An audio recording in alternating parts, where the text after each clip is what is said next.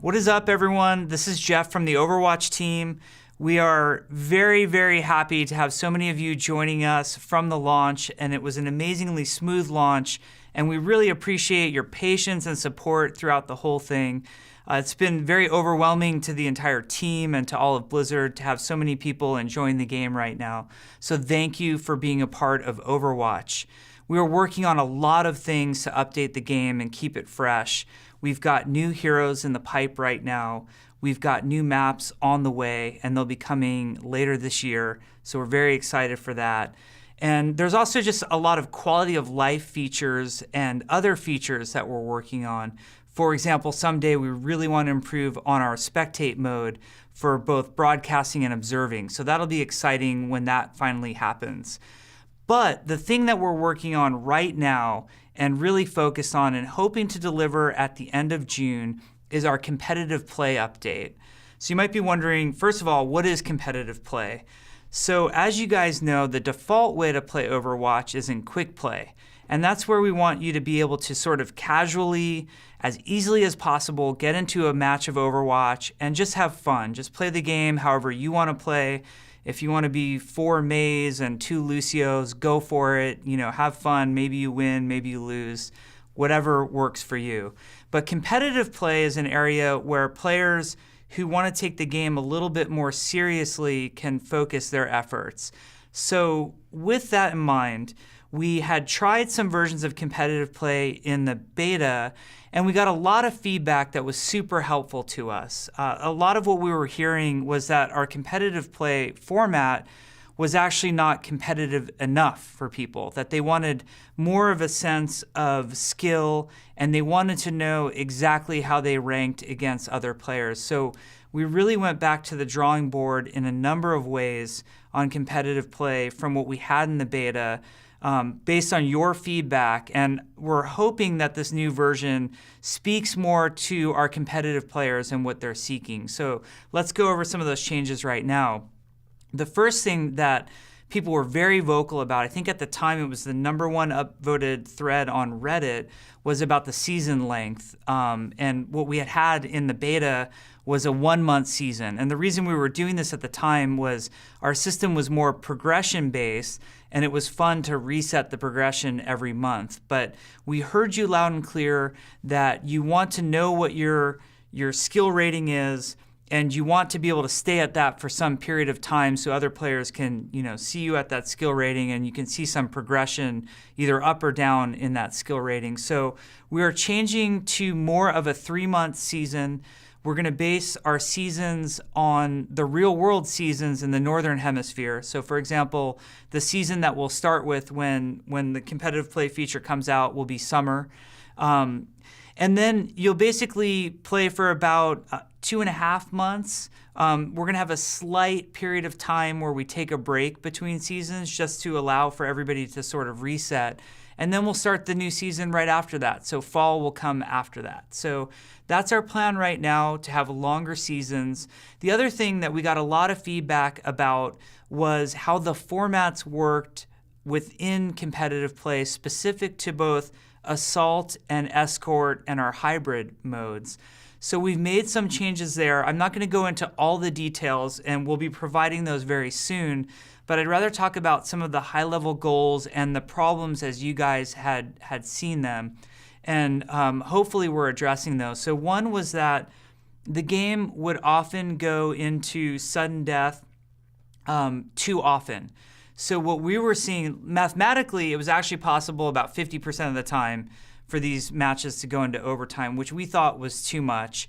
Statistically, what we were seeing is they were going into sudden death 35% of the time, which was still way too much for us. We actually like sudden death. When it is a very close match, it's a cool moment to have where, both teams, it's a coin toss. Which team is better? They both competed at a really high level. Great, let's go to sudden death.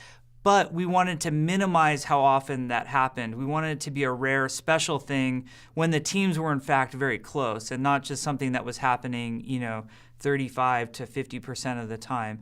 So we have some changes in place that will greatly minimize the number of sudden deaths that you see. The other thing with sudden death that we think is really cool is now when sudden death does happen, it will resolve on the map that you are playing. So if you were playing Dorado and the map is going to go to sudden death, the sudden death will be played on Dorado. It won't go to a random control point map after that. The other thing that we were hearing a lot about was our assault mode. So this is maps like Temple of Anubis or Volskaya Industries or Hanamura. We heard that these maps were flipping too quickly. They were highly dependent on one or two team fights for the attackers, and then the maps were over way too soon. So we've changed the format in Assault to make those maps last longer and have more of a chance of back and forth between the two teams. So you're probably wondering, exactly what does all that mean? And I apologize for not giving all the details right now, but we're going to have a lot of explanations coming very soon that's going to detail what's going on in Assault and the other format changes, but we thought that was very important to address. And then the other part of competitive play that was really sort of the crux of where we were hearing feedback before on our old system was progression versus skill. And our old system that we had in beta leaned so heavily towards progression. Before you were progressing through these tiers, we had, challenger, advanced, expert. And once you were within a tier, you couldn't drop out of that tier. You would just sort of stay there for your time, and then you would gain diamonds within that tier. And we got a lot of critical feedback that we thought was fair on that system, where players were basically saying, hey, it's cool that I'm going up in tiers and stuff, but it feels like a grind. And I just want to know, where is my skill compared to other players' skill? This is competitive mode after all. Let it be competitive. We took that to heart, and the way the system is going to work moving forward is we are actually, from now on, we're not having tiers at all. We're going to directly correlate what internally is called your matchmaking rating, or MMR, as players know. And we're going to directly correlate that to something that we're calling skill rating. And skill rating basically is going to go between 1 and 100. And when you come out of your placement matches in competitive play, we will directly show you your skill rating. We will show you all the other players who have placed skill rating as well. And when the match happens, when you're about to go and face off 6v6, we not only show everybody's skill rating right there on the screen, we'll also show you the team average skill rating, so you can look right on that screen and see, how fair of a match is this that's about to happen. Obviously, if you're the underdog, you stand to gain more and lose less in this new system. That's how a matchmaking system works. Not every match is going to be perfectly fair, but if it's not fair, you do stand to gain more if you win, and you will lose less if you lose. And we're also even showing if people are partied on that screen. So when you're going into a competitive match, you're not going to have to make an assumption right away that, like, hey, I think that other team is a pre-made, or, they're all solo queue players. You're going to see right there on the screen who's matched up and who's not. So we feel like that level of transparency has been something that people have been really asking for in competitive play. They want to see their skill. They want to know how their skill matches up against other players.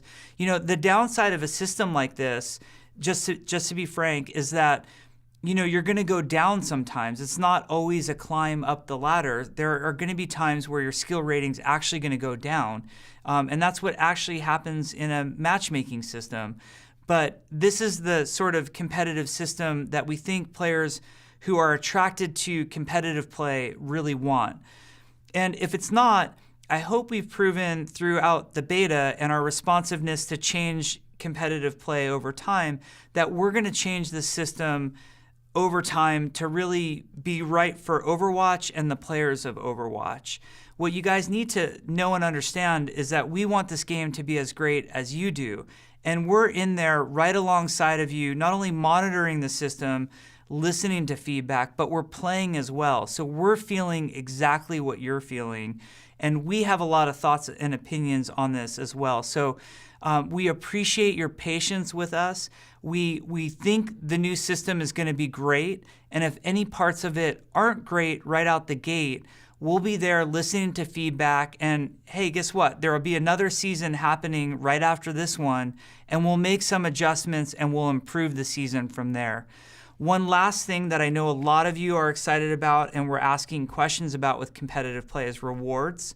So rewards are always controversial when it comes to anything competitive and anything PvP based. We don't want to do anything that involves power gain or anything like that. We really want it to be an even playing field.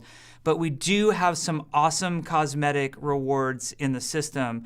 Not only will there be some sprays and player icons that you can only get by playing each season, but there is a very cool customized golden gun system that you guys are going to see. We think once you see things like Reinhardt's golden hammer, you're going to be pretty blown away. The highest skill players will be able to unlock that stuff way sooner than anybody else. They'll have it before anybody else. And there will also be some exclusive other cosmetic rewards that only the highest skilled players can get that nobody else can get. So we feel like if you really earn some of these rewards, you'll be able to show off and be very unique from other players, which we think will be cool. So anyway, that's competitive play. I know you probably have a ton of questions, but please rest assured that there is more information coming. We will be very forthcoming with information, and we'll answer as many questions as we can about the system. But this is all coming very soon to Overwatch, and we're excited to have you play alongside with us. Thanks, everybody.